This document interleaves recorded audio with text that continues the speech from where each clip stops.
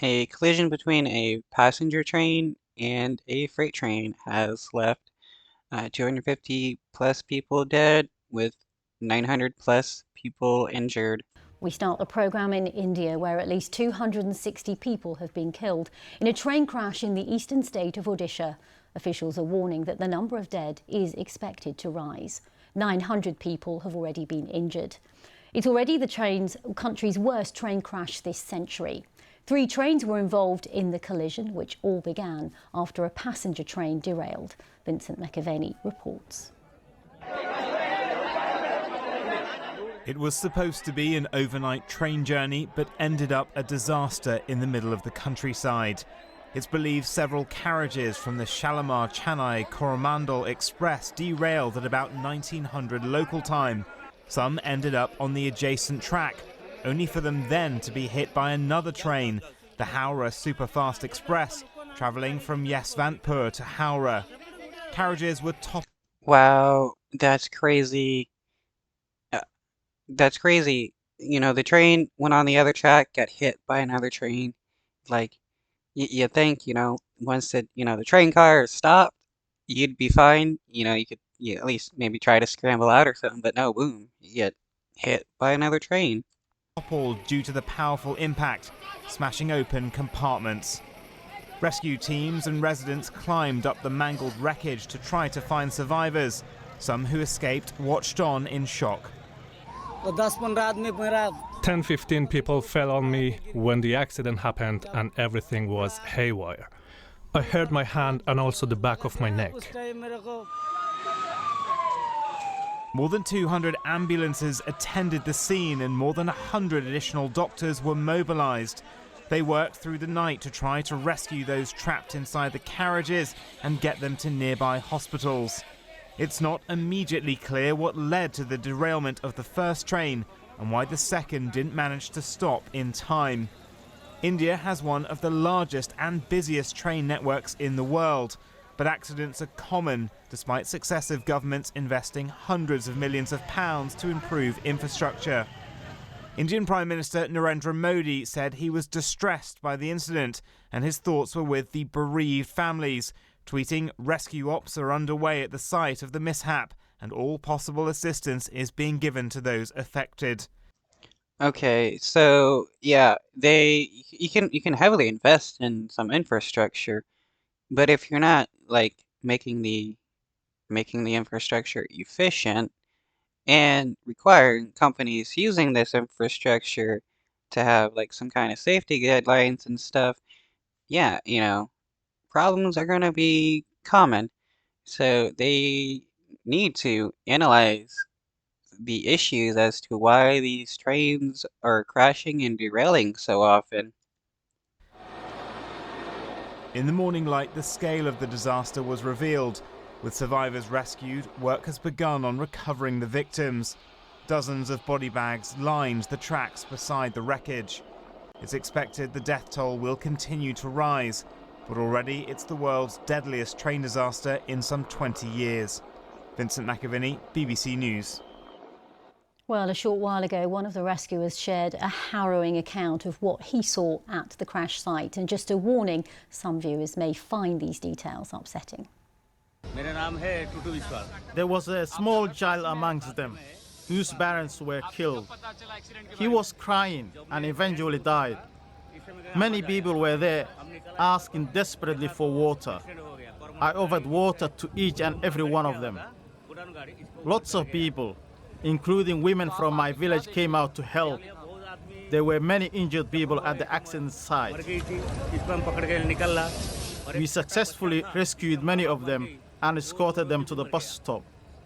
They expressed immense gratitude towards us, referring to our aid as God sent. Witnessing the scene of the accident caused my mind to go numb. I was completely covered all over in blood. Well, Ooh, man, I cannot imagine the trauma these people are going to be suffering from. Seeing all this, it's like, it's just crazy just listening to We it. can now go live to our South Asia correspondent, Yogita Limai, who is in Mumbai. Yogita, first of all, if you could just take us through the sequence of events and how this crash unfolded. So around 7 p.m. Last evening, this was a train that was going from eastern India to southern India. It was passing through the state of Odisha.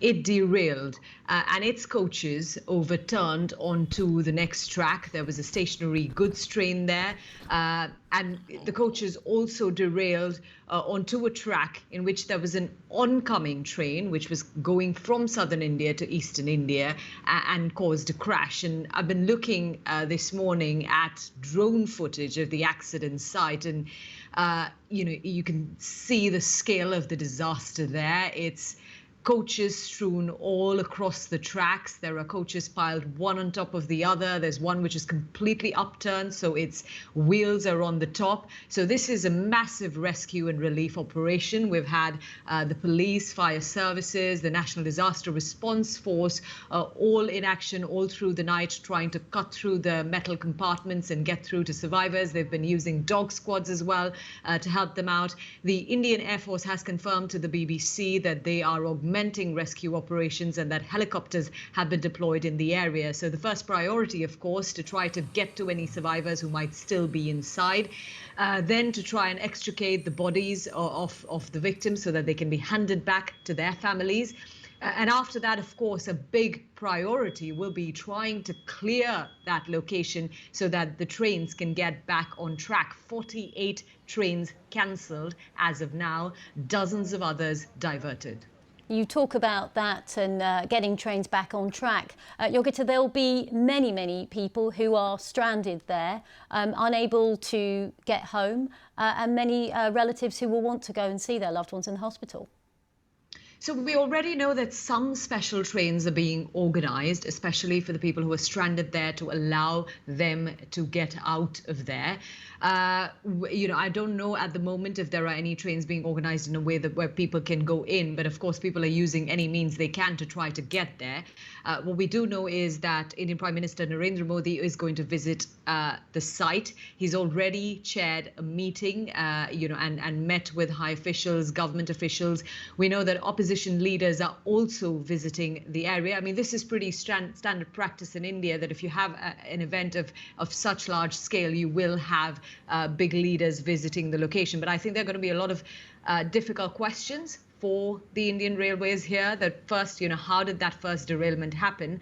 But more importantly, why was the oncoming train not stopped in time? Yeah, I mean, that is. Well, that's probably a matter of like how far away they were when the crash happened.